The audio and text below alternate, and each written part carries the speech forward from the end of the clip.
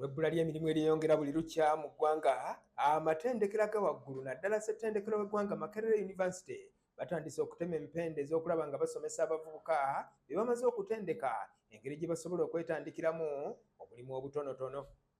Dr. Sarah Bibona ono nga yakulira enteekateeka emanyiddwa nga Center of Entrepreneurship and Outreaches agambye nti enteekateeka eno egenda kuyamba nnyo abavubuka okufuna obukugu obw'okwetandikirawo mu bizinensi obutonotono. Agambye nti kino kyakubayamba mu kukendeeza ku bbula ly'emirimu naddala mu basomye.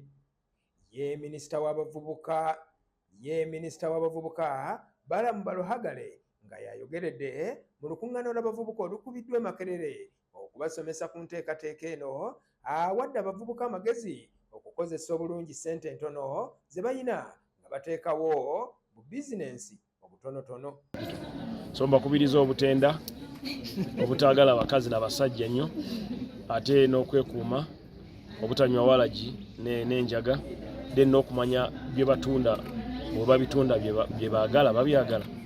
Kubanga waliwo okutwala mbadde example y'omuyimbi Bobi Wine nti nakola ikotorio ne tujjuza nangamba tukole extra concert. Bwe twagenda okukola extra concert namutwala mbalala ne bangamba ogwo watuletera omuyaayi tukumukwenda. For them they didn't want that, they wanted a sister charity. They wanted gospel, Nyankole, Mpenkoni, that's what they wanted.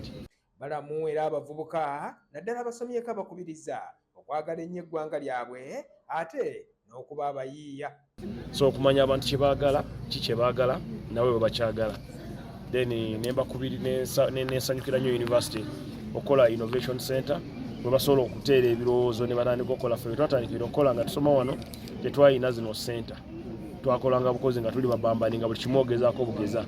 Ne kati bo risks zaabwe basobola ozimanaginga bwe bagenda mu innovation hub olinalowooza idea ne bagi brainstorming abantu bangi ne bagitunulamu.